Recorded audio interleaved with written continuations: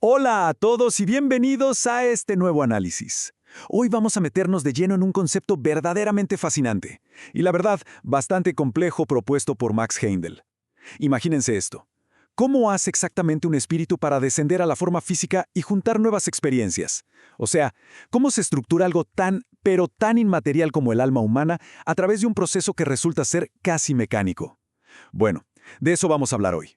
Así que, ¡arranquemos! Bueno, para que no nos perdamos, esta va a ser nuestra hoja de ruta. Punto número 1, el descenso del espíritu. 2, epigénesis y destino. 3, la formación del cuerpo. 4, el nacimiento de los vehículos. Y para cerrar, en el punto 5, la sangre como el vehículo del ego. ¡Vamos a darle! Empecemos entonces con nuestra primera parte, el descenso del espíritu, o los preparativos para el renacimiento. A ver, imagínense esto. Antes de sumergirse en la vida, el triple espíritu está, digamos, totalmente desnudo. Literalmente solo tiene 4 núcleos minúsculos que llamamos átomos simiente. Entonces, para bajar a la materia, usa un mecanismo que, francamente, es brillante. Es como si usara una campana de buzo. El espíritu va bajando a través de océanos cósmicos que se vuelven cada vez más y más densos. Pasa por la región del pensamiento, luego por el mundo del deseo y finalmente llega al reino físico. Y a medida que va bajando, esta campana va sumando capas, ganando peso y densidad, envolviendo al espíritu para que eventualmente pueda interactuar con este mundo material en el que estamos. Y ojo, que este proceso no es para nada aleatorio. Ocurre con una precisión que da escalofríos. Imaginen que el átomo simiente es como un imán superpotente que pasamos por encima de un montón de chatarra de distintos metales. Sabemos que solo va a atrapar el hierro, ¿verdad? Bueno, exactamente así funciona esto. El átomo simiente selecciona únicamente las experiencias y los materiales con los que ya tiene cierta afinidad de vidas pasadas. Básicamente funciona como un filtro. Deja atrás todo lo malo del pasado y se queda solamente con la quintesencia del bien para poder construir sus nuevos vehículos. Una locura, ¿no? Pasamos a la segunda parte, epigénesis y destino, rompiendo el ciclo monótono. Seguro se están preguntando, ¿entonces estamos atrapados en un ciclo que se repite una y otra vez sin parar? Pues no. Aquí es donde entra un concepto absolutamente crucial llamado epigénesis. Según el texto, esta es la verdadera base de la evolución. Piénsenlo así. Si todo lo que hacemos fuera solo la consecuencia de nuestras acciones pasadas, no habría lugar para crear nada nuevo. Estaríamos en piloto automático.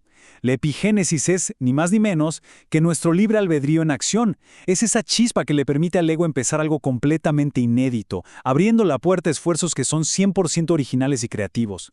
Ahora, para entender bien hasta dónde llega este libre albedrío, el material nos plantea un contraste súper interesante.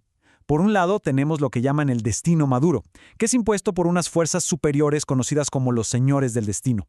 Esto es literal como una bala que ya fue disparada. O sea, una vez que sale del cañón, ya está. La trayectoria no se puede cambiar ni esquivar. Pero por otro lado tenemos los actos futuros. Antes de apretar ese gatillo, tenemos el control absoluto de hacia dónde estamos apuntando. Así que sí, el destino de lo que ya hicimos está fijado, pero el futuro es un lienzo en blanco donde mandamos nosotros.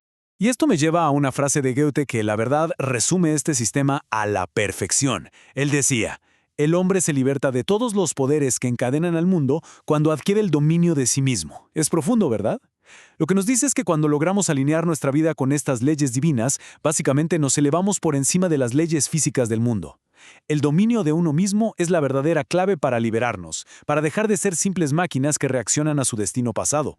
Y así llegamos a la tercera sección, la formación del cuerpo, o como me gusta llamarlo, el carpintero y la madera.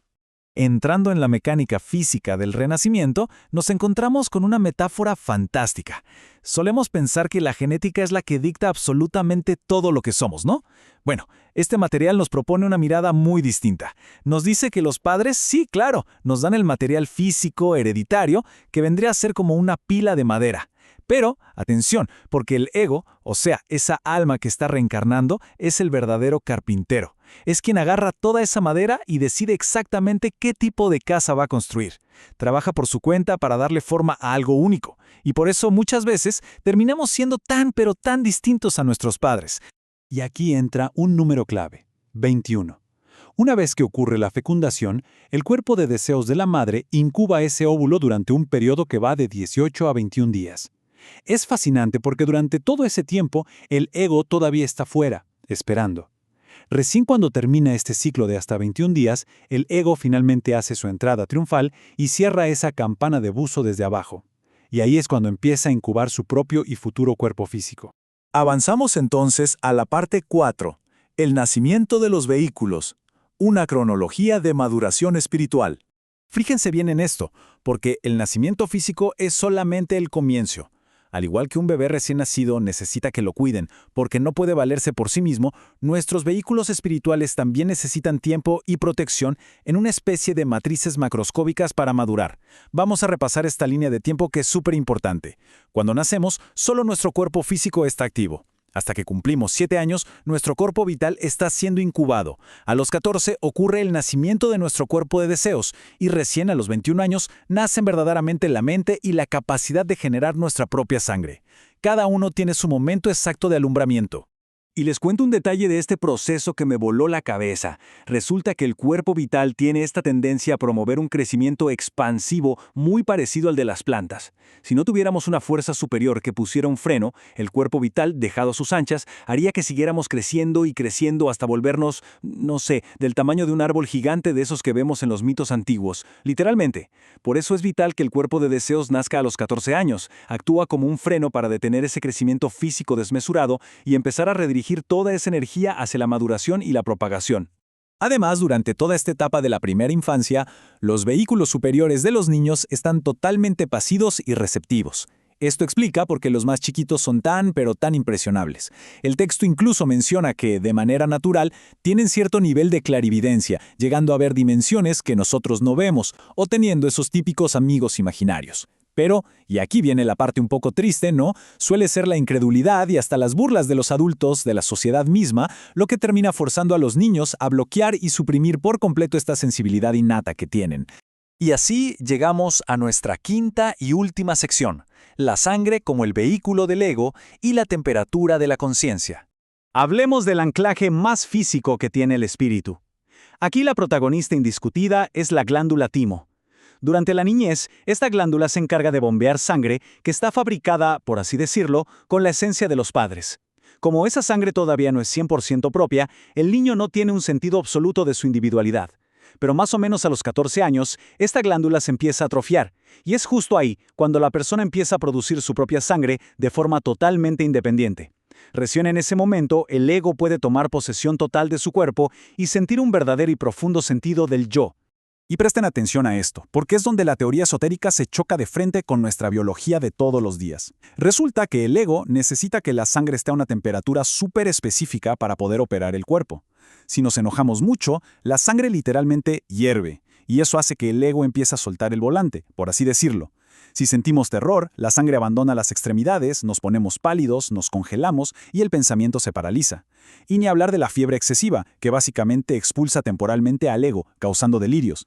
O sea, nuestras emociones cambian el agarre que tiene el alma sobre nuestro propio cuerpo. Ojo, porque esto tiene implicaciones muy serias. El texto nos advierte sobre los peligros ocultos de la ira extrema. Fíjense que cuando decimos que alguien perdió la cabeza por el enojo, no es solo una metáfora. Desde este punto de vista, esa sangre sobrecalentada empuja fisiológicamente al ego hacia fuera del cuerpo. Y claro, si el cuerpo se queda temporalmente sin su dueño legítimo, pues se genera un espacio peligrosamente vulnerable que otras entidades desencarnadas podrían intentar ocupar. Por eso recalcan tanto, pero tanto, la absoluta necesidad de mantener la calma y una temperatura normal en la sangre para poder pensar con claridad. Es realmente fascinante ver cómo esta idea ha estado dando vueltas en distintas culturas a lo largo de la historia. Los antiguos nórdicos, por ejemplo, ya sabían que los pactos de sangre creaban lazos espirituales profundísimos. E incluso Goethe, cuando escribió su obra Fausto, puso una frase muy reveladora en boca de Mefistófeles al momento de firmar el pacto. Él dice: la sangre es una esencia muy especial. O sea, ellos ya comprendían una sabiduría muy antigua, y es que quien controla la sangre, controla completamente a la persona. Para ir cerrando nuestro recorrido de hoy, habiendo pasado por mundos invisibles y llegado hasta la mismísima sangre de nuestras venas, me gustaría dejarles una reflexión. Si consideramos esta mecánica esotérica donde algo tan cotidiano como ponernos rojos de furia o temblar de miedo literalmente debilita la presencia de nuestro espíritu dentro del cuerpo, entonces cabe preguntarnos, ¿está el ego verdaderamente al mando de su propia maquinaria? Es una de esas perspectivas que, sin duda alguna, te cambian por completo la forma en que ves tu existencia del día a día. Muchas gracias por acompañarme en este análisis y hasta la próxima.